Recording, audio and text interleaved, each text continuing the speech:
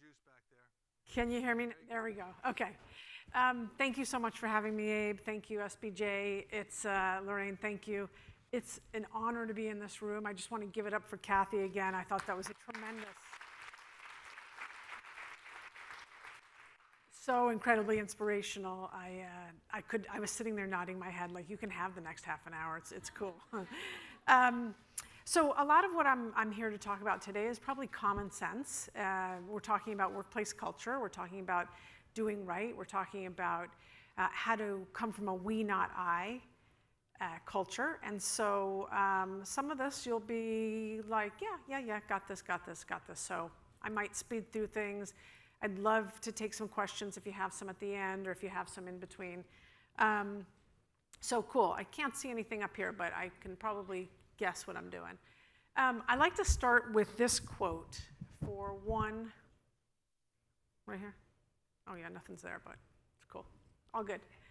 This is it's my all-time favorite quote. I've got it in my office, and the one and only reason I love this quote is for the bottom part, which is people will never forget how you made them feel. For me, that sums up empathy in a nutshell. Empathy is really putting yourself in another person's shoes and leaving them better than you found them. That's really my job. I'm going to go into my job and how I got there. Just a show of hands, how many people don't know Gary Vaynerchuk? Yeah, that's what I thought. Okay, love it. So let's go into how I got here, why me, why Gary and I hit it off, why we're two sides of the same coin, and then we're going to go into what I do at VaynerMedia and just my beliefs and stuff like that. So I'm a servant leader. I didn't always know I was servant leader. I was kind of an entitled brat for a large part of my teenagehood until I went on a 93-day Outward Bound course, which changed my entire life.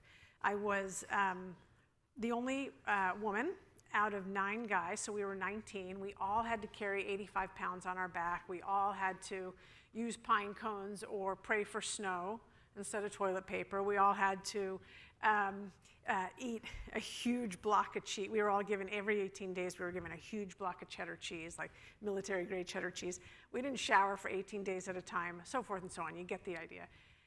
But I asked my parents to put me through that Outward Bound because I actually told them I needed to get my ass kicked. I was going nowhere fast, real fast. I always knew that I had potential, but I never knew how I could get from A to Z. I could do A, B, C. Something happened on that trip. I mean, 93 days, a lot of things happened besides just kind of losing weight and getting dehydrated and writing in your journal. But it was pretty phenomenal, and it is really where I learned how to put others first and how to really genuinely get into this mode of empathy and just having an idea of there's more to life than just me. So I met Gary in 2013. I was living in London. I've always had a career in advertising. I studied as a psychotherapist because I really love people and I love human behavior, and Outward Bound kind of unlocked this thing in me, this desire to really be part of the solution and be curious about humans. I was a strategist at an advertising agency in London where I studied human behavior, but I basically came up with the digital advertisement for like getting this in your hands, and it's a great job, and I really honor all the people that do that, but I didn't want to do it anymore. So my best friend in the world introduced me to Gary. We had a 5-minute phone call. I was pacing the floor in my flat in London in the kitchen, and he was getting onto a plane, of course, and we hit it off. I came to New York, and we hit it off even more, and you could just tell that we were both optimists and saw the sunny side of life, not denying that there is a shadow. I'm an emotional optimist, and he's really just like an optimist completely. So I started with him in 2014, and he said to me this quote, we want to build the greatest human organization of all time. And I was like, cool, I'm on board. Yes, sign me up. How can I get there? How fast can I get there?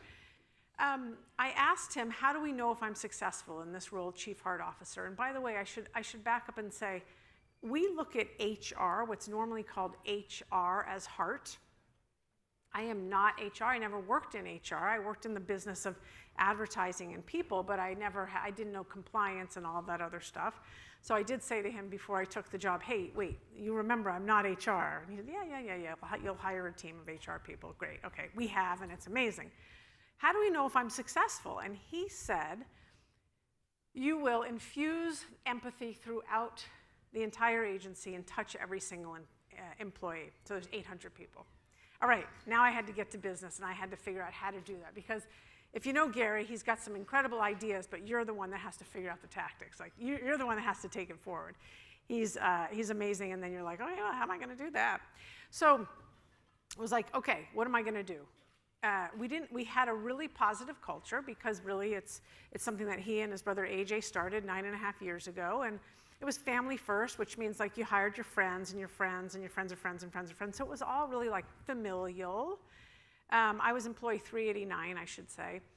What I noticed is in order for me to touch every single employee and infuse the agency with empathy and scale Gary, basically, is I couldn't concentrate on the minutia. I couldn't concentrate on the faucet. I had to concentrate where the well was, where the water was coming, which meant I had to look macro in order to look micro, or clouds and dirt, as he would say.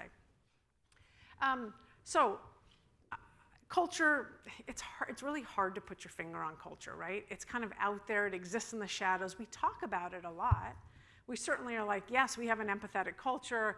We have a culture that's built around love and happiness and joy, or some other culture is like, oh yeah, our culture sucks and it's built on fear or whatever. You can't put your finger on it, but you sure can feel the vibe. So I like to say it exists in the shadows. That's kind of like the way I say I'm open to other phrases if anyone comes up with it when I end this presentation.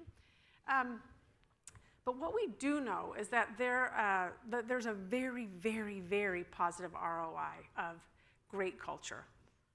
And this is, like I say, a no-brainer. This is from 2016, by the way, so it's still happening now. But you have better consumer ratings, more productivity, you have more retention, you just have more happiness completely, right? Yes, all right. However, we're tanking so much money on trying to fix culture all in our organizations, throughout the world, by the way. That's a heck of a lot of money. We're pouring into foosball tables and probably kombucha and probably some cold brew and some NFL tickets here and there, whatever. Which we're all trying to like solve this problem, this issue. But basically, it's not working. It hasn't really been working at mass, right? So, love this guy. We're losing some money. Here's some ideas. This is how I work at. This is what I do at Vayner. This is what I do in my life as a chief heart officer. This is what Gary does. So I believe that fundamentally thank you so much, we have forgotten to be human at work. I really do. I feel like we've completely forgotten to treat each other like we treat our aunt, our friend, the person we get coffee from in the morning. And we treat each other like, I don't know, like robots sometimes, like titles, like employees. And we forget that we all have skin and blood and hair and whatnot, and shitty days and good days. We kind of just lump everyone up as like employee. Well, I really, really am on this massive mission to bring more humanity back into the workforce. So, human truth, right? None of us are perfect. We're all unique, and we all have voices. That's a given. And that's something that we have to remember in our working world, and obviously in our outside of work world, which is really right now, they all blend together, right? So, I do believe that creating a very positive culture starts with each person feeling like they can bring their whole self to work. I'll be honest with you, lately I've been saying best self, and I haven't been saying whole self, but I figured I'd put it up here and just see how it landed. Sometimes I say whole self, but the reason I've been saying best self is like I do want to respect the fact that maybe someone doesn't want to bring the fact that they're a juggler to work, or maybe someone doesn't want to bring the fact that they are a family person to work, and they just want to come to work and they want to bring it, and they want to give me 110%, and that's great. That's their best self. It doesn't matter. Whole self, best self, just bring it. Well, in order for people to bring their whole self, best self, themselves to work, they have to feel safe. And that's my job. My job is to create a place where people feel emotionally and physically safe so that they can come to work. And that looks like, we're going to get into it in a second, but that looks like taking into account everything. Yes, having a computer and having a desk, seeing people more like me is really important. Knowing that if you're LGBTQ, there's an LGBTQ group, like we have to consider that human beings are unique.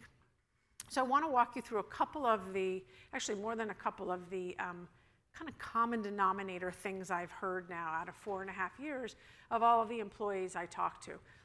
I do one-on-ones every single day. I see people on a 15-minute basis. And in those 15 minutes, I'm collecting a lot of data. I'm holding space for people. They can come in, they can empty their bucket on me. That's okay.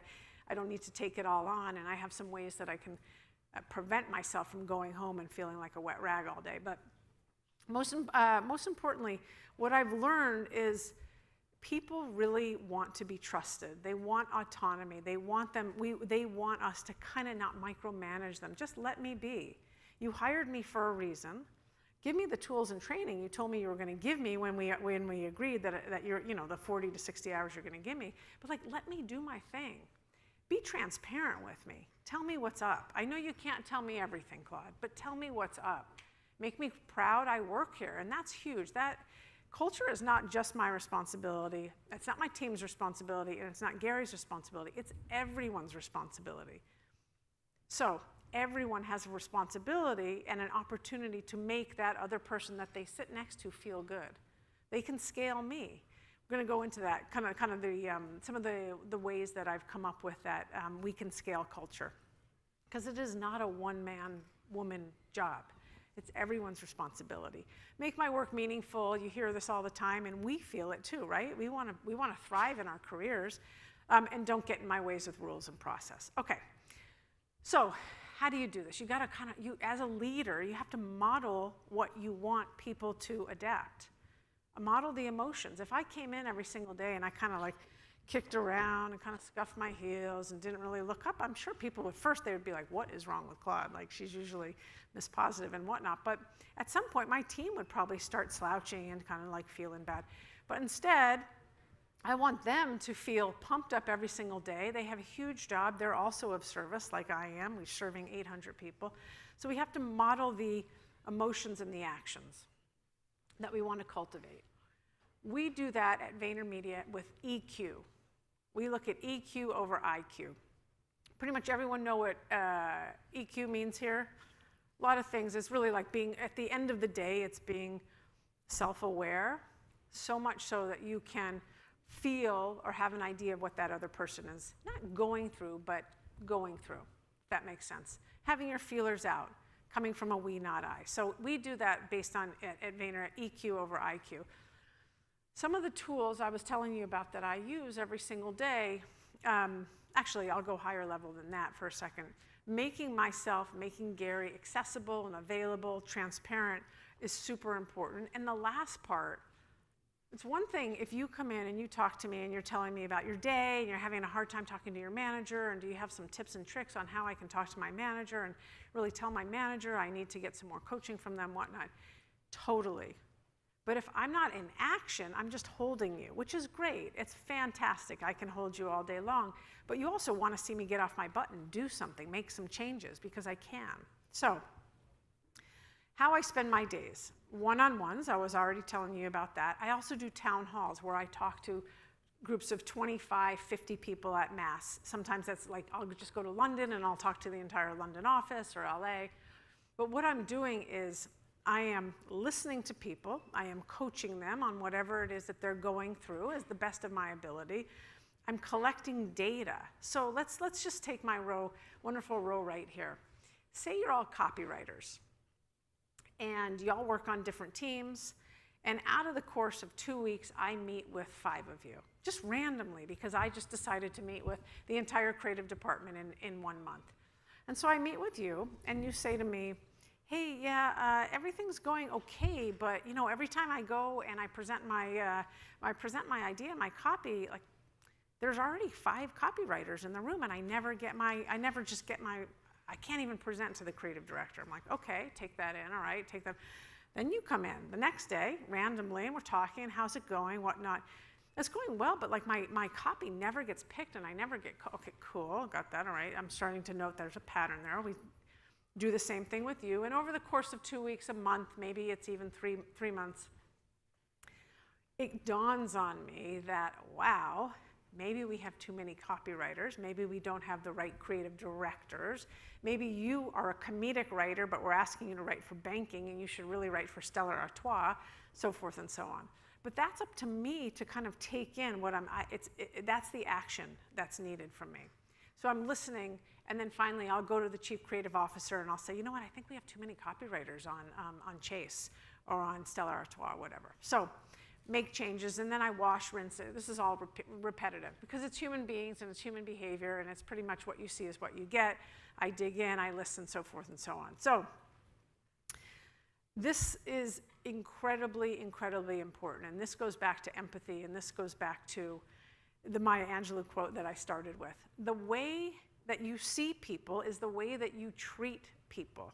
You see them as champions, you treat them as champions. You see them as underdogs, you treat them a little bit like underdogs, right? The way you treat them is ultimately what they become. So let's treat everyone equally. We're all people. Let's treat everyone like champions. Let's treat everyone like we're on the same journey together. Focus on strengths. Like I said, treat everyone like champions. So this is from Harvard Business Review of 2016, that research shows that emotional contagion, people catch emotions from each other.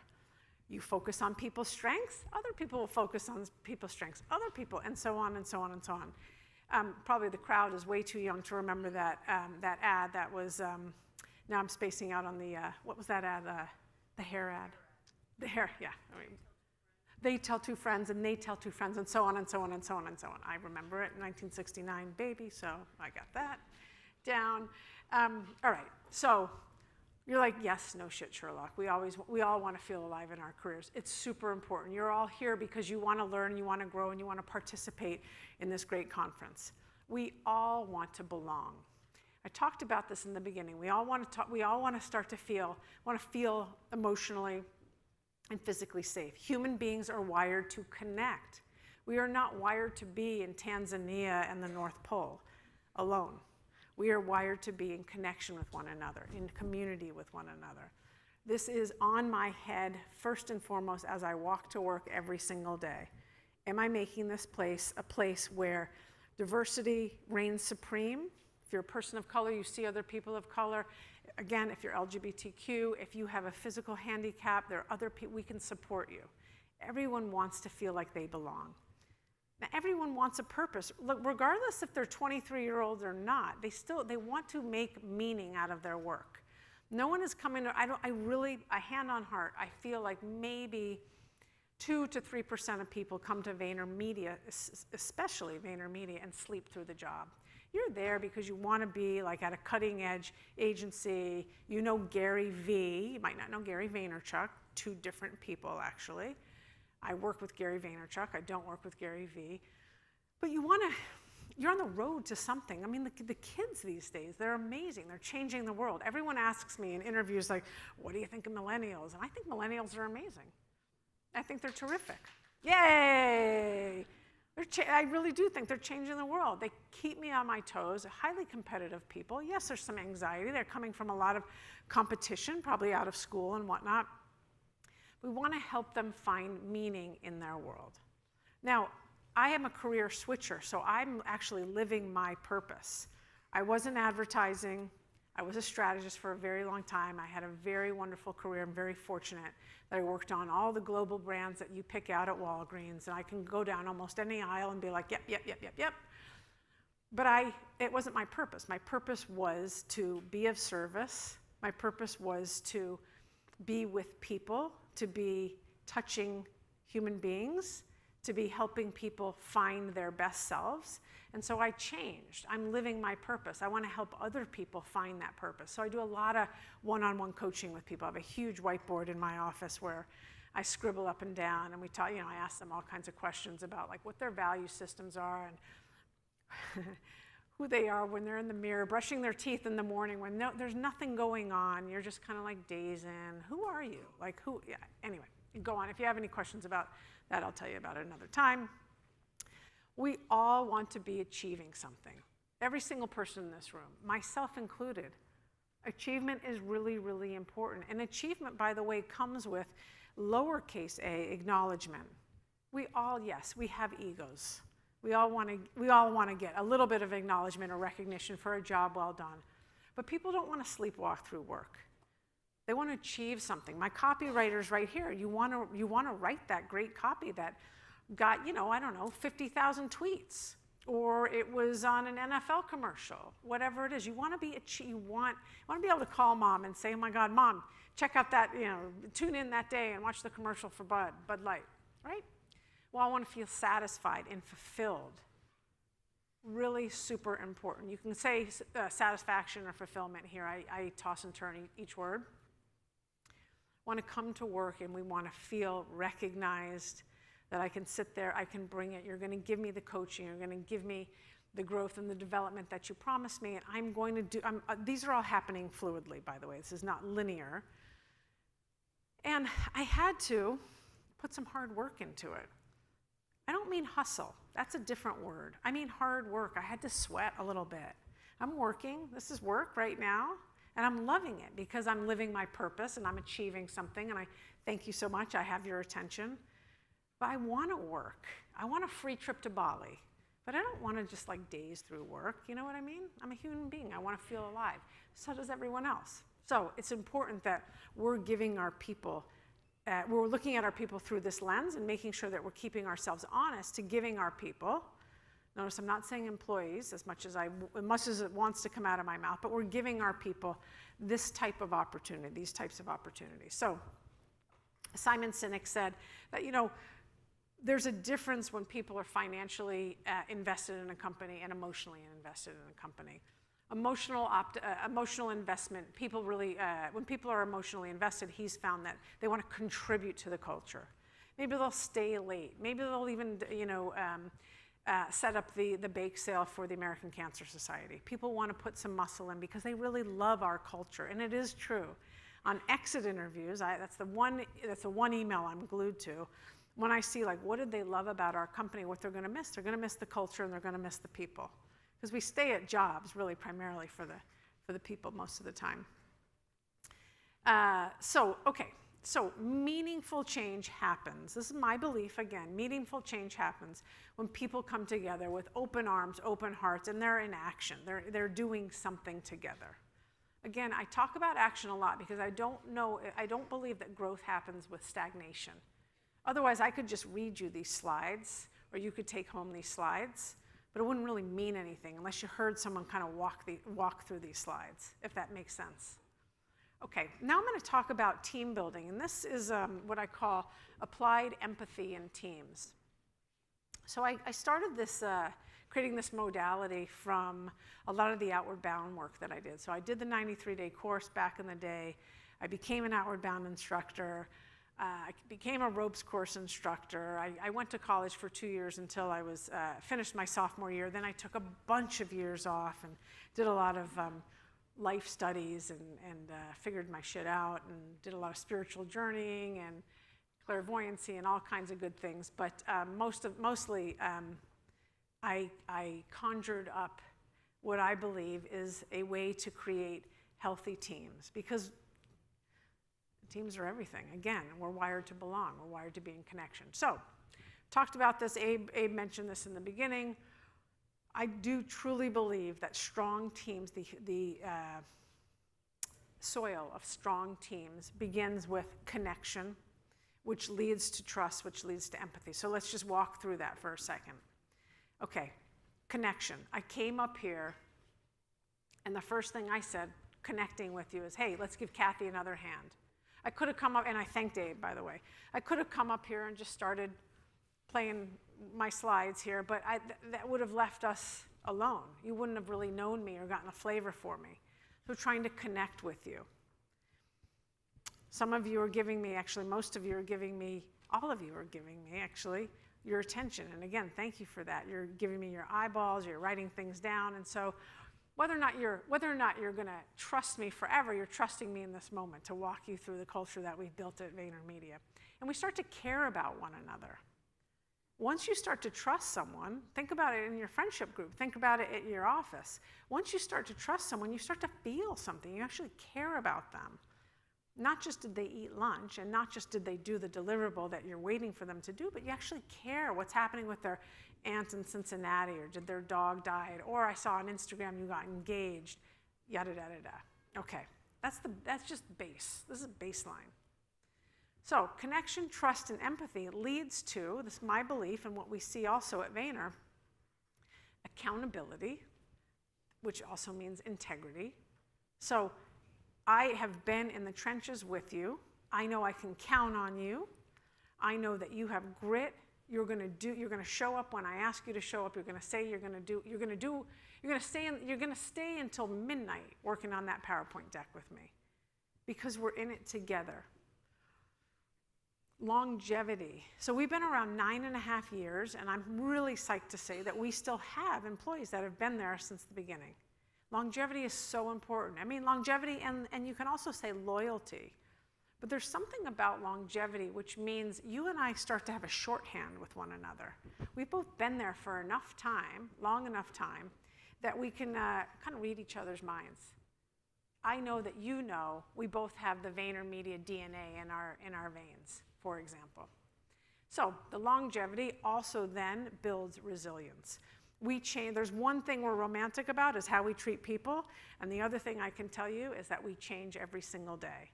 And changing is really hard. It's super hard on a culture when you change or reorg or get new management in or new structures or new systems. It's hard, and people start to kind of like, they ache. Oh God, not again. Oh my God. We're having an all hands this Friday, which we only have probably, usually once a year, and you could hear the anxiety going through the floor at work. Oh God, not again. What's going to happen? It's like, it's all going to be great. It means we're going through new opportunities. It means Gary or someone has something awesome to present to us because we're going into 2019 and so forth and so on. I think you get that. So connection, trust, empathy leads to accountability, longevity, resilience, or grit, which I have seen and I believe equals teams that are rooted in value, core values. They have a purpose together. They're agile. And at the end of the day, they're fast.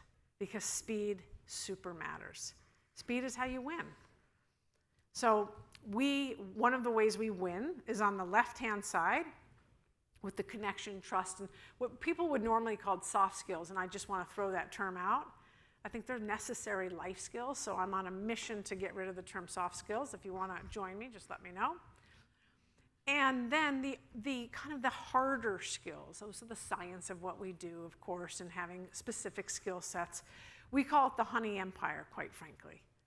But what I'm saying here is speed matters. Because you and I have been in those trenches and I can trust you and you have shorthand with me, so forth and so on, and I can rely on you and I care about you, and it's okay if you're going to come in late today because your dog has to go to the vet. No matter what, we're fast, and that is how we win. Cool. Make sense? All right, I love this quote, and it was funny because I didn't find this quote until about a year ago. I always thought it was the strongest of species that survived. I thought that was Darwin's thing, but what he actually is saying is it's the most resilient, it's the most responsive, the resilient species are the ones that survive the most, the ones that can respond to change. Because we're all in evolution constantly. Everything's, that's what life's about. It's about change. So, be the bigger person in every situation. I think this is, again, pretty common sense. But as leaders, we want to present a positive attitude and outlook. We want to be that person that comes to people with opportunity, with a different way of thinking of things. We don't want to be cynics. Cynicism just kills. Negativity just kills. Unfortunately, a lot of times, negativity is actually louder than positivity, so we have to swing that pendulum. So be the bigger person in every situation. One of the things I think about a lot is as I'm with 800 people and I work for 800 people, I am not the hero. I am merely the Sherpa. I am merely helping people along their path.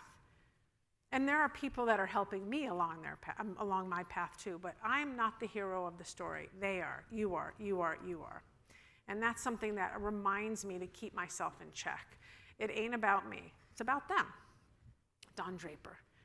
If you want to be successful, be consistent. So just again, we talked about in the beginning, model the behaviors you want to see, be consistent with that. Come into work and be that bright flower. Or come into work and be that Debbie Downer. Either way, people are going to pick up on that. Create conditions for your teams to thrive. You all have teams, and you all know what wakes them up, what makes them click their heels, what lights them up, so forth and so on. I have the same thing, and I look at it basically with 800 people in mind. But I do have a team that I also can work this in on a smaller scale. So think about this. What are the conditions that make your team come alive? Find moments when you can make an impact. It does not have to be large. We do surprise and delight. A large surprise and delight would be three tickets to the Jets game, right? Of course, it would be Jets. You already know that. It's scary. But how about just showing up one day and having flowers on people's desk? Or how about just buying that team over there that I know has been working for a month straight on that project, Carvel ice cream, whatever it is. And it doesn't have to be buying them. It can really just be getting them a lunch with Gary, quite frankly. It's easy. So size doesn't matter. The intention of what we're doing does. Recognition, again, recognizing people and recognizing teams is so incredibly important to a healthy culture, and that's what we're building. So these are my leadership principles. Take what you like, leave the rest. These are things that are near and dear to me and the way I try to live my life for sure. I don't see leadership as a rank, nor do I see it as authority. I know people see leaders as authority, but for me it's a choice. And it keeps me real humble to remember that I am just like you. You're just like me. I have an awesome title. I do. I have the greatest title out there, which is incredible. But we're all the same. We all want the same things. Leaders look after others. Leaders take the risk. You're in the fire. I'm in the fire. I'm, as I said, a servant leader, so I'm the last one to eat, and I'm happy doing that. No one needs to know that. I'm telling you that. My team probably feels that. I don't ever come out and be like, I'm the last person to eat here, because, that would just be egotistical. Leaders make their employees feel safe, of course, and leaders deploy empathy. So I'm going to leave you with this last point, which is you don't get points for holding back. This is it. We got one life, so let's live it. Thank you very much.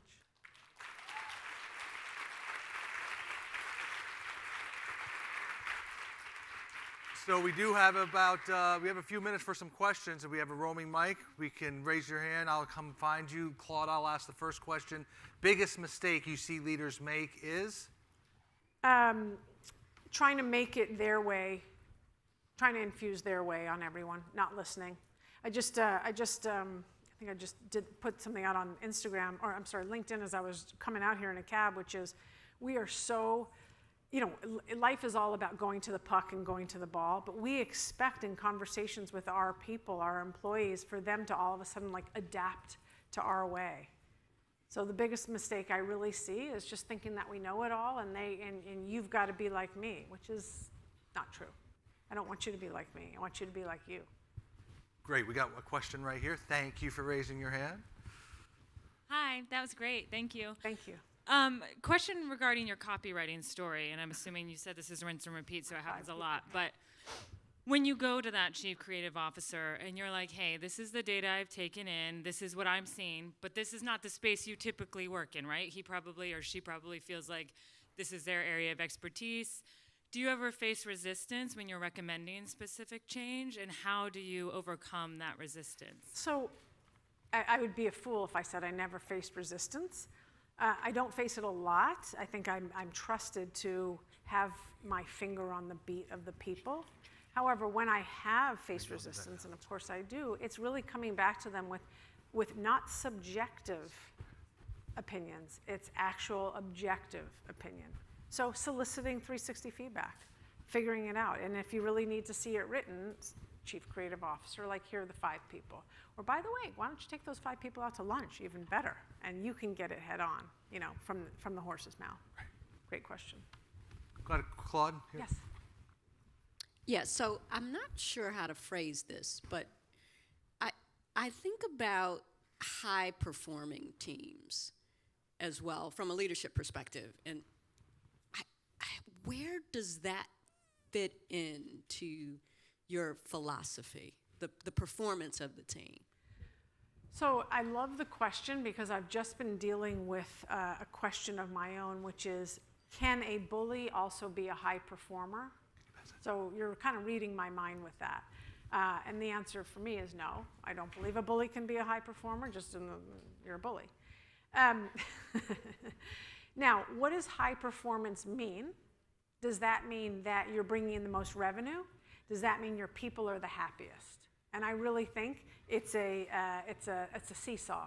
So you got to think of it that way. Now, can I tell you that we have all A's? No, not at all.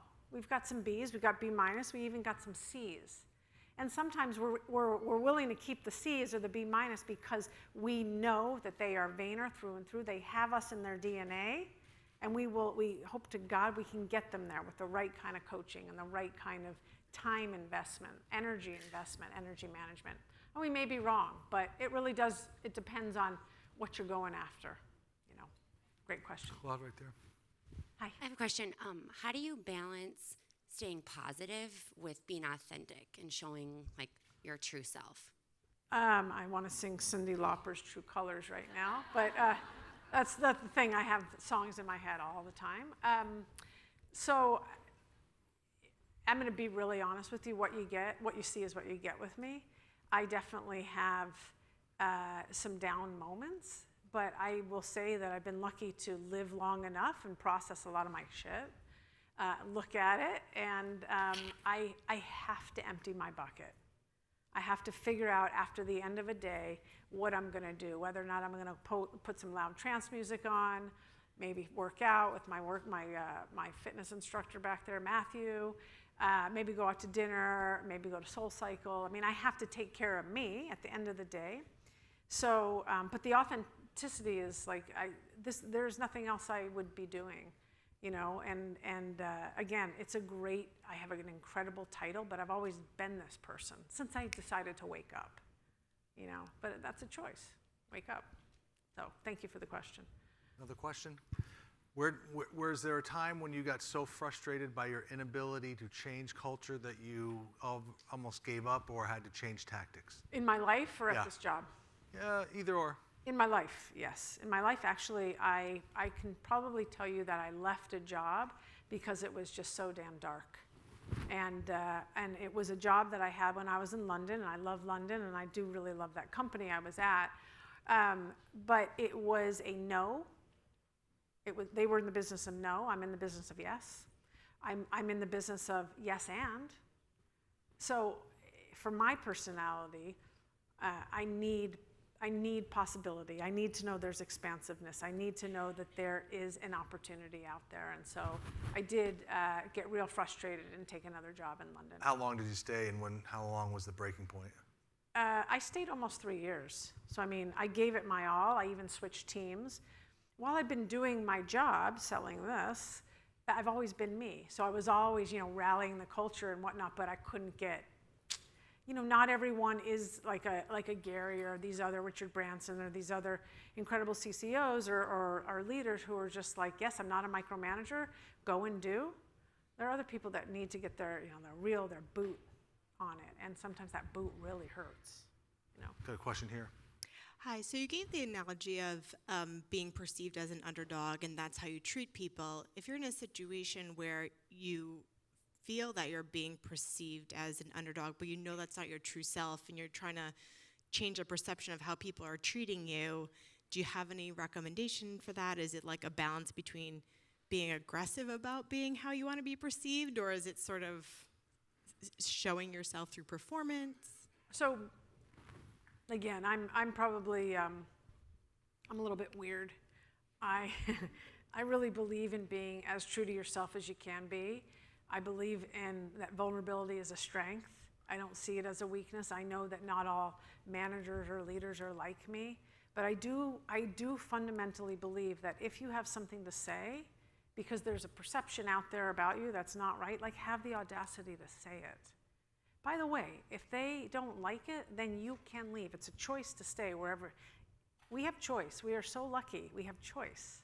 There's another job for that person, another career.